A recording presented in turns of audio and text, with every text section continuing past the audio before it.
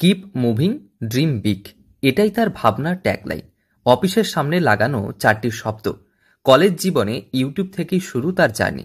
বরাবরই পড়াতে ভালো লাগা তার। সেই সুবাদে অঙ্ক বিষয়ে স্নাতক করবার সময় থেকে বিভিন্ন প্রতিযোগিতামূলক পরীক্ষার প্রশ্ন উত্তর ভিডিও তৈরি করে ইউটিউবে আপলোড করত এই যুবক। প্রত্যন্ত গ্রামের সামান্য মধ্যবিত্ত পরিবার থেকে উঠে আসা এই যুবকের প্রতিদিনের দিনযাপন এতটা সহজসাধ্য ছিল না। তবে ধীরে ধীরে ইউটিউবে জনপ্রিয়তা বাড়তে থাকে। সাবস্ক্রাইবারদের পছন্দে শুরু হয় ই বুক পাবলিকেশন। এরপর সেই প্রকাশনা বইয়ের আকারে বাজারে নিয়ে আসে এই যুবক। শুরুতে পুঁজি বলতে টিউশনে জমানো অর্থ এবং ইউটিউবে রেভিনিউ। তবে বর্তমানে একাধিক যুবক যুবতীকে কাজ দিয়েছে সে। তার সঙ্গে যুক্ত হয়েছে একাধিক বিষয়ের শিক্ষক শিক্ষিকারও। ওটা হচ্ছে পড়াতে ভালো লাগা। ওখান থেকে আমি যখন গ্র্যাজুয়েশন করছিলাম তখনই আমি একটা ইউটিউব চ্যানেল ওপেন করি এবং ওখানে আমার নিজের যে ভালো লাগাটা পড়ানো, বিভিন্ন চাকরির পরীক্ষার জন্য আমি পড়াতে শুরু করি। সেটা সাবজেক্ট হচ্ছে ম্যাথমেটিক্স, কারণ আমার নিজের সাবজেক্ট ম্যাথ। ওখান থেকে আমি প্রচুর মানুষের ভালোবাসা পেয়েছি। অনেকে ভালো বলেছে, আমার বোঝানোটা আমার পড়ানোটা সবাই ভালোভাবে নিতে পেরেছে। আর সেখান থেকে আমি কিছু ই বুক পাবলিশ করি চাকরির পরীক্ষার জন্য। ওই ই বুকগুলো প্রচুর ক্যান্ডিডেটের অনেক উপকারে লেগেছে এবং সবাই বলেছে এই পিডিএফগুলো যদি আপনি আমাদের প্রিন্ট করে দিতে পারেন তাহলে ভালো হয়।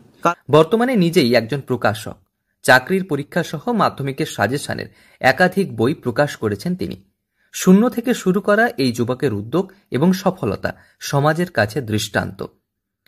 পশ্চিম মেদিনীপুরের দাঁতন থানার সোলেমানপুরের বাসিন্দা সৌম্যব্রত বারিক। বাবা সামান্য একজন গানের শিক্ষক। ছোট থেকেই তার পছন্দ শিক্ষকতা করবার।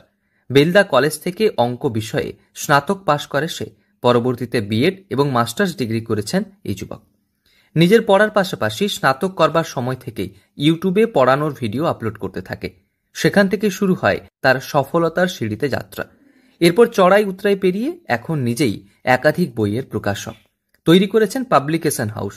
সেখান থেকে আমার মনে হলো ওইভাবে ইবুক পিডিএফকে প্রিন্ট করে সেল করার চেয়ে আমি যদি একটা প্রকাশনা সংস্থা ওপেন করি তাহলে সেক্ষেত্রে আরও অনেক ছাত্রছাত্রীদের আমি উপকার করতে পারবো। সেই জায়গা থেকেই আজকে ওই পিডিএফ থেকে প্রিন্ট আউট কপি সেল থেকে আজকে একটা প্রকাশনা সংস্থা আমি রান করছি, যেখানে প্রায় 6-7 জন কর্মী এই মুহূর্তে রয়েছেন আমাদের সঙ্গে এবং 5 থেকে 6 জন শিক্ষক শিক্ষিকা সাবজেক্ট এক্সপার্ট আমাদের সঙ্গে রয়েছেন।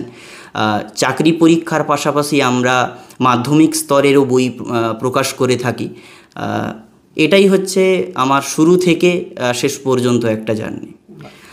ফান্ডিংয়ের জায়গা থেকে বলতে গেলে আমি গ্র্যাজুয়েশন করার সময় আমি প্রচুর টিউশন করাতাম এবং যেহেতু আমার শুরুটা ইউটিউব চ্যানেল থেকে ছিল, ইউটিউব থেকেও একটা রেভিনিউ এসেছে। ওই রেভিনিউ এবং টিউশন করানোর রেভিনিউ নিয়েই আমি প্রাথমিকভাবে এই প্রকাশনা সংস্থাটা শুরু করি। নিজের জমানো সামান্য পুঁজি, ইউটিউবে রেভিনিউ টাকা দিয়েই শুরু তার ব্যবসা। এখন প্রতি অর্থবর্ষে রোজগার করেন প্রায় কয়েক লক্ষ টাকা। অফলাইন মাধ্যমে কলকাতা সহ রাজ্যের বিভিন্ন বইয়ের দোকান এবং অনলাইনেও বই বিক্রি করে সে। বাবার কাছে গান শেখা, সেই থেকে ইউটিউবের প্রতি ঝোঁক। ইউটিউব সম্পর্কে খুব একটা জ্ঞান না থাকার কারণে প্রথমের অ্যাকাউন্ট বন্ধ হয়ে গেল। পরবর্তীতে অ্যাকাউন্ট খুলে তাতে শিক্ষামূলক ভিডিও আপলোড করতে থাকে। তার কন্টেন্ট, পড়ানোর ধরন, একাধিক সাজেশন চাকরি পরীক্ষার্থীদের খুব উপযোগী হয়। স্বাভাবিকভাবে বেশ কয়েক মাস পরে নিজের প্রচেষ্টায় একটি ই বুক প্রকাশ করে সে। পরবর্তীতে শুরু হয় তার বই প্রকাশের অধ্যায়। সম্প্রতি ক্লার্কশিপ, রেলওয়ে গ্রুপ ডি সহ একাধিক প্রতিযোগিতামূলক পরীক্ষার পাশাপাশি মাধ্যমিকে বিভিন্ন বিষয়ে সাজেশন ও একাধিক বই প্রকাশ করেছে সে। তার টিমে যুক্ত হয়েছেন একাধিক এক্সপার্ট, শিক্ষক শিক্ষিকা এবং যুবক যুবতীরা। স্বাভাবিকভাবে পড়াশোনা কেন্দ্রিক এই যুবকের ভাবনা এবং তার সফলতার গল্প সমাজের কাছে দৃষ্টান্ত।